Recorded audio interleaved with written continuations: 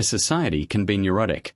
This was one of Viktor Frankl's most uncomfortable claims, the suggestion that the pathological patterns he observed in individual patients could manifest at the scale of entire cultures, expressed not in individual symptoms but in political movements, cultural trends, and the shared psychological weather of an age.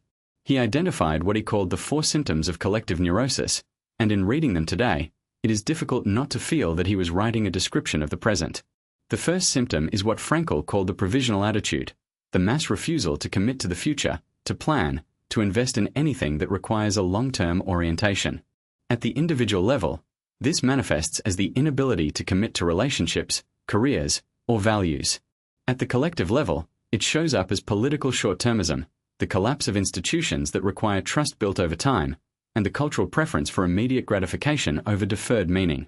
A society that lives provisionally, Frankl argued, loses the capacity to build anything lasting, including the inner structures of meaning that sustain it through difficulty.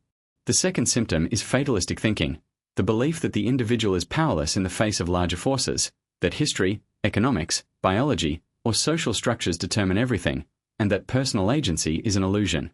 Frankl observed this in the camps, where the loss of external freedom gradually infected even the inner life of prisoners, producing a despair that was not just about conditions but about the nature of the human person.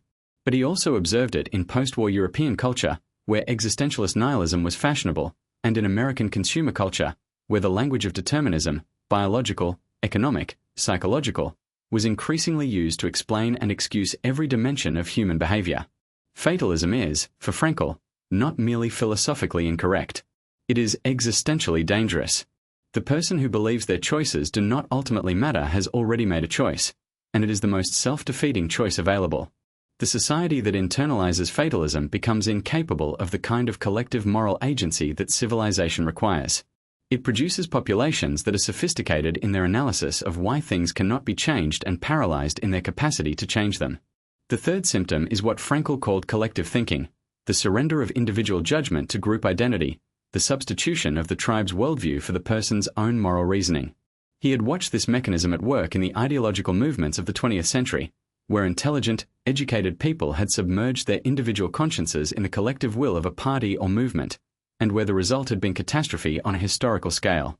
But he recognized the same mechanism in milder, more socially acceptable forms in peacetime culture, the conformism of fashion and opinion, the terror of standing outside the consensus, the relief that comes from outsourcing one's thinking to a group. Collective thinking is, in Frankl's analysis, a specific response to the existential vacuum.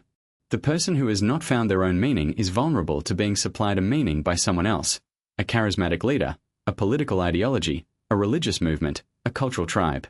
The borrowed meaning provides the relief of purposefulness without the difficulty of genuine existential engagement. It is meaning by proxy, and it comes at the price of freedom.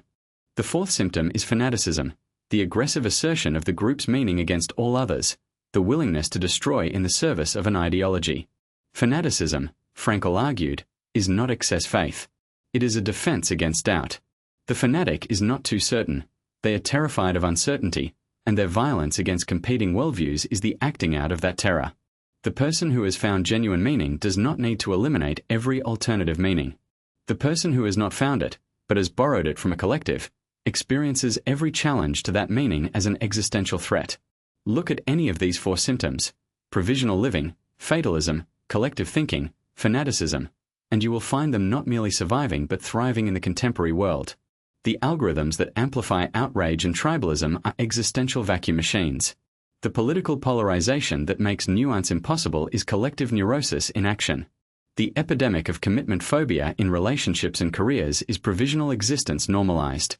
Frankl's diagnosis is unsettling because it locates the source of these problems not in economics or politics but in the existential condition of individuals, in the mass failure to find personal meaning that then expresses itself as collective pathology.